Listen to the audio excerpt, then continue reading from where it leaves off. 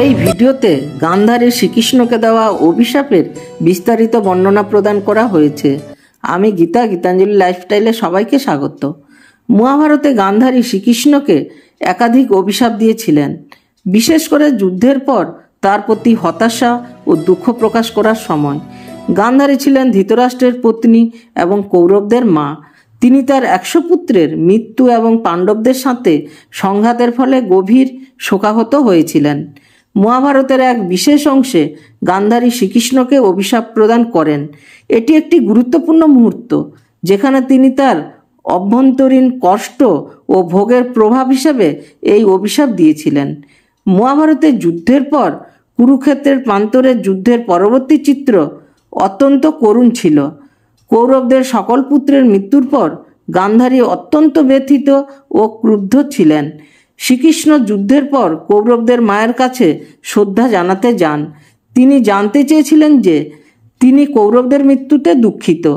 গান্ধারী তখন শ্রীকৃষ্ণের কাছে এসে অভিশাপ দেন।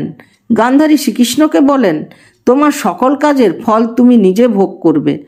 তুমি যেভাবে আমার সন্তানদের মৃত্যুর জন্য দায়ী, তেমনি তোমার আত্মীয়দেরও মৃত্যু হবে। গান্ধারী জানতেন শ্রীকৃষ্ণই সেই ব্যক্তি যিনি কৌরবদের পরাজয় ও মৃত্যুর দিকে ঠেলে দিয়েছিলেন, যদিও তিনি এই ঘটনায় সরাসরি যুক্ত ছিলেন না। গান্ধারী বলেন, তুমি যে শক্তি ও ক্ষমতার অধিকারী, তোমার ক্ষমতা কেবল তোমার আত্মীয়দের জন্য কার্যকরী হবে, কিন্তু শেষে তোমাকে একদিন মরতে হবে। তিনি শ্রীকৃষ্ণকে জানান যে তিনি যেভাবে পাণ্ডবদের সাহায্য করেছেন তাতে কৌরবদের ক্ষতি হয়েছে এবং এই হত্যাযজ্ঞের জন্য শ্রীকৃষ্ণকেই শাস্তি পেতে হবে। গান্ধারী আরও বলেন, শ্রীকৃষ্ণ, তোমার জগতে সমস্ত ক্রীড়া শেষ হবে। তোমার সাম্রাজ্য চিরকাল স্থায়ী হবে না। তোমার পতন একদিন হবে এবং তুমি একদম একা হয়ে যাবে। শ্রীকৃষ্ণ তখন গান্ধারীর কথা শুনে কিছু বলেননি, কারণ তিনি জানতেন এই অভিশাপের শাস্তি তাকে একদিন ভোগ করতে হবে। গান্ধারী শ্রীকৃষ্ণের প্রতি অভিশাপ দিলেও শ্রীকৃষ্ণ সেগুলি সহ্য করে নিয়ে তার কাজ চালিয়ে যান। তিনি জানতেন তার জীবনের লক্ষ্য আলাদা এবং তিনি এই অভিশাপের ফল কিছুদিনের পরেই দেখতে পাবেন। গান্ধারী যে অভিশাপ দিয়েছিলেন তা অনেক পরে সত্যি হয়ে উঠেছিল। শ্রীকৃষ্ণের আত্মীয়দের মৃত্যু এবং তার পরিবারের পতন একসময় ঘটেছিল। যশোদার পুত্রী সুভদ্রা এবং অন্যান্য পাণ্ডবেরা একদিন শ্রীকৃষ্ণ নিজে এক এক করে মৃত্যুবরণ করেন। শ্রীকৃষ্ণর মৃত্যু হয়েছিল যারা নামক এক ব্যক্তির হাতে, যারা ছিলেন এক বুড়ো শিকারী, যারা সেই তীরটি শ্রীকৃষ্ণের পায়ে লক্ষ্য করে ছুঁড়েছিলেন, কারণ সে শ্রীকৃষ্ণকে আসলে একটি বন্য পশু মনে করেছিলেন।